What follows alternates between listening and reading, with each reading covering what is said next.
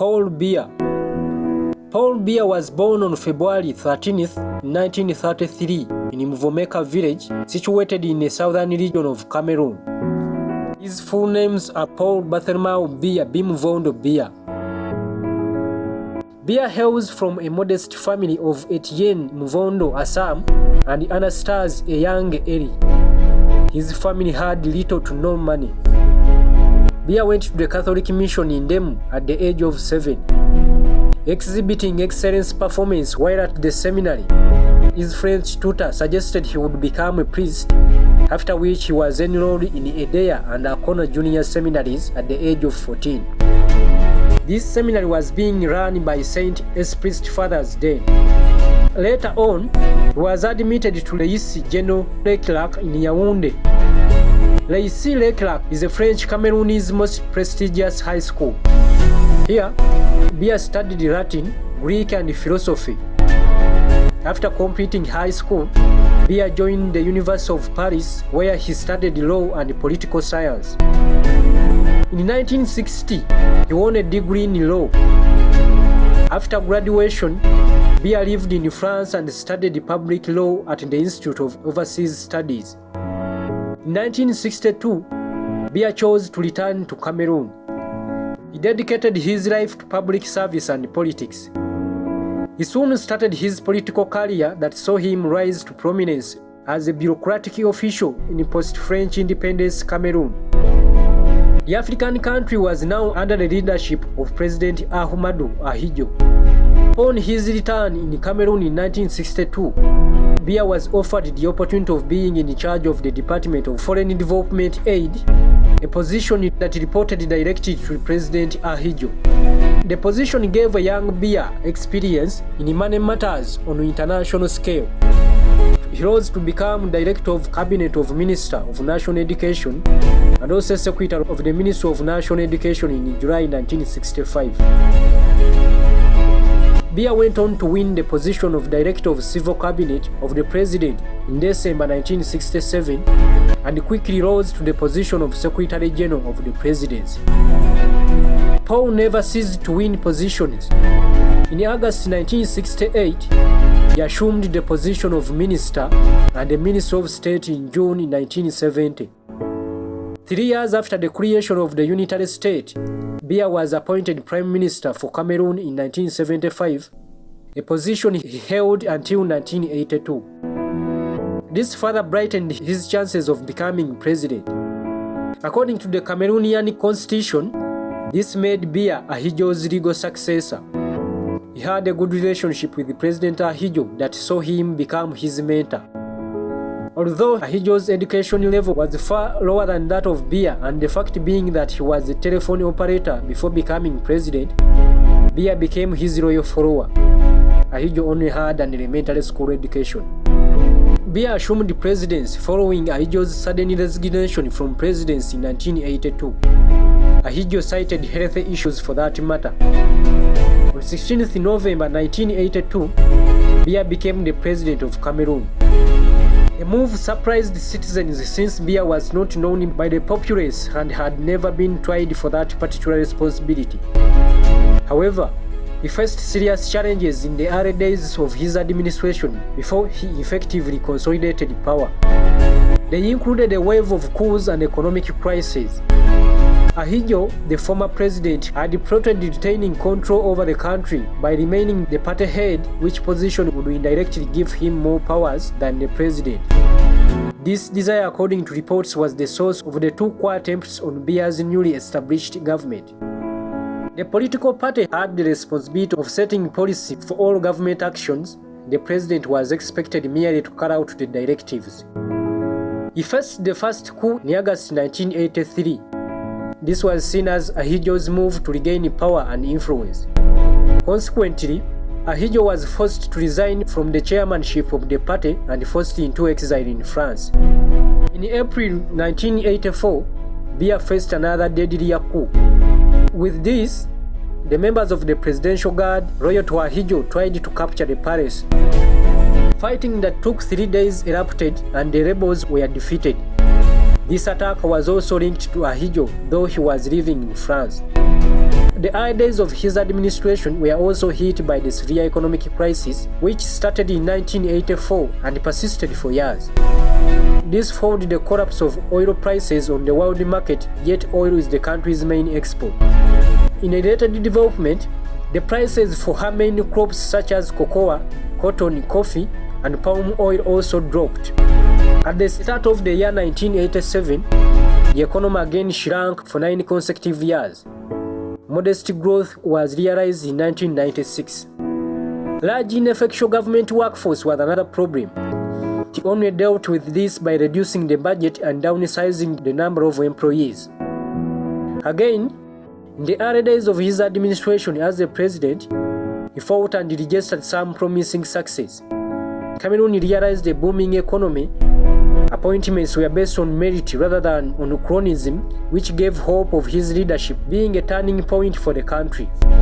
No wonder why Howard French praised him through his writing in the New York Times that Western investors briefly considered Cameroon, rich in natural resources, to be the Central Africa's promised land. In September 1983, Biya was elected president of the Cameroon National Union, CNU, the political party that Ahidjo led the country through. Biya, however, abolished that party and established the Cameroon People's Democratic Movement, CPDM. On January 14, 1984, he was re-elected Cameroon's president. Flushed with success, he made the puzzling promise that there would from then on be more Democrats within the party, but no opposition could be admitted. He effected this by allowing more choices of candidates within the party in the later elections. Over a period of close to 40 years in the office of presidency in Cameroon, Biya has been able to register success in different spheres, fields or sectors, but also recorded some failures. Under Biya's leadership, Cameroon resumed diplomatic relations with Israel in 1986, relations that had broken down after the 1973 Middle East War. Cameroon was only the 4th African black state to do so. And also in 1987, the Nigerian president paid a visit to Cameroon, which move improved relations with the neighboring country. The relations had deteriorated historically due to border clashes. He gave room for multi-party politics in the mid-1990s, and finally Biya is known for having ended the dispute over the oil-rich territory of Bakassi Peninsula with his neighbor Nigeria by moving to the International Court of Justice and signing the Green Tree Agreement with the Nigerian government in 2006. His leadership has been accused of military brutality, vote rigging, corruption, and extravagant spending on foreign trips. Biya's democratic credentials are widely questionable. Cameroon suffers structural weakness with hyper-centralization, no separation of powers, restriction of civil liberties, corruption of state officials, weak institutions, and failure to renew its leadership. Biya governed through a combination of clientelism, manipulation of ethnic rivalries, and routine human rights violations. Repression and human rights violations came out clearly during the first election held after opening doors for multi-party politics. Specifically, the 1992 presidential election, which was widely believed by most historians to have been lost by Biya to opposition leader John Fru Indi. However, Biya was declared the winner. After announcing him victorious, demonstrations erupted which he brutally quelled. First, Biya declared a state of emergency to combat demonstrations. This was followed by large-scale arrests of opposition supporters. Amnesty International recorded numerous instances of illegal arrests, torture, and death at the hands of the Cameroonian police. In December 1997, Amnesty International publicly announced that fundamental human rights were persistently being violated in Cameroon. In 2009, Paul Biya himself was ranked number 19 in the top 20 list of the world's worst dictators by Parade magazine. The apparent manipulation of the electoral process fraudulently by Biya's administration has blocked the only avenue to peaceful political change. His rule has been marred with endemic corruption associated by reversal of democracy following the removal of term limits in 2008, which paved the way for him to stand in 2011.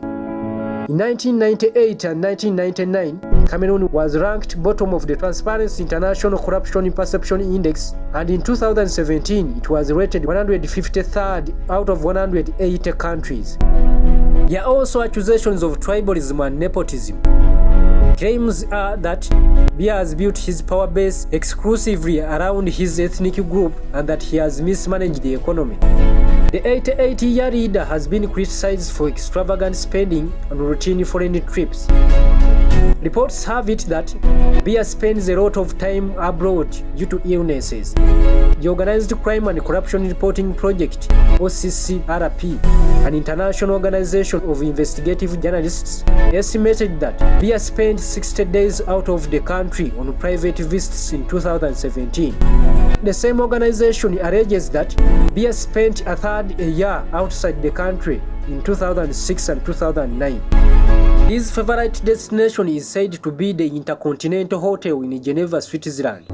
Its swimming pool and view of Mont Blanc qualifies it a residence of choice for Cameroonian presidential couple. A 2018 report by OCCRP indicated that Biya had spent 1,642 days on private visits abroad since he assumed power.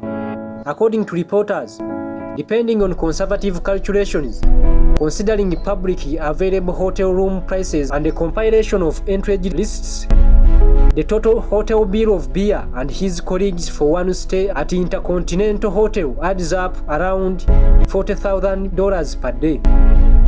Meaning, at that rate, the cost of all 1,645 days president's private trips would add up to $65 million since he came to power, excluding food, entertainment, and the rental of a private plane. A report carried by the Wall Street Journal in November 2018 revealed that the hotel had transformed several times a year into a kind of offshore presidential palace since Biya became head of state. Wall Street Journal further revealed that Biya pays for everything in cash. Penda Ekoka, once Biya's chief advisor before moving to the opposition, told the Wall Street Journal that money came directly from Treasury and that everything was paid in cash to prevent trips appearing in the state account. His stay at Hotel Intercontinental has attracted frequent demonstrations by Cameroonian exiles outside the hotel when he is inside. Their concern has always been the huge sums of taxpayers' money extravagantly spent by Biya. Biya also has a tendency of taking long breaks away from the public eye, which has always sparked death suspicions. His age and health issues give rise to this theory. He stays out of limelight while at home. Sometimes he keeps in his home village. Concern has also been raised on when he executes his presidential duties, since he is ever away from public and office. He once took more than 2 years without holding cabinet meetings and only resurfaced in March 2018.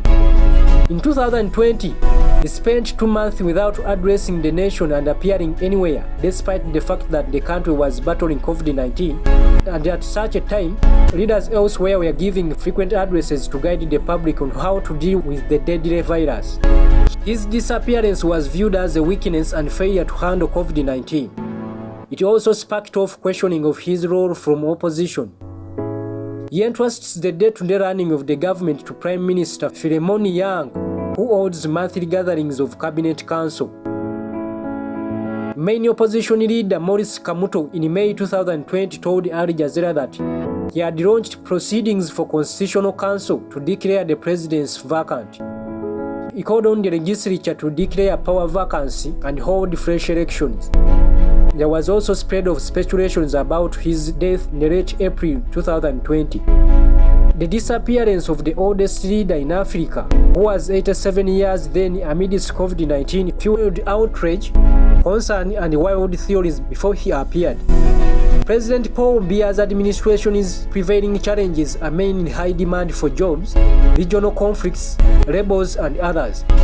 The biggest number of unemployed people in Cameroon are youth. Biya presides over a country with a younger population. According to 2018 statistics, 60% of Cameroonians were below the age of 25, meaning that they were not born by the time he assumed power. The country faces a massive demand for jobs and viable livelihoods. Biya rules in the decade of old presidents shrinking. In 2018, a 76-year-old John Frundi, the former leader of the opposition party, Social Democratic Party SDP, had to step out for a 49-year-old Joshua Oshie, who is a businessman and former pilot. Divisions within the country are also a challenge. The Anglophones frequently demand recognition and equal treatment just as the Francophones. Cameroon's Anglophone regions in the northwest and southwest have been immersed in crisis language matters. This started as a protest by lawyers and teachers demanding better provisions for the use of English.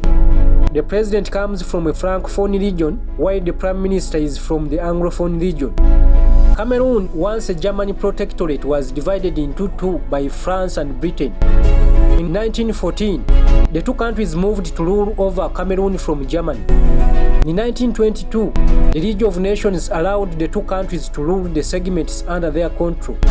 The country was divided north from south.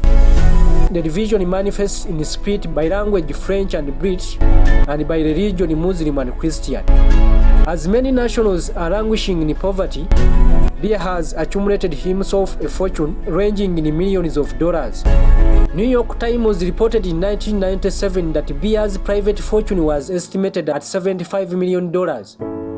Reports have it that he owns two presidential Boeing 747s, two massive homes in Cameroon and other homes in France and Switzerland.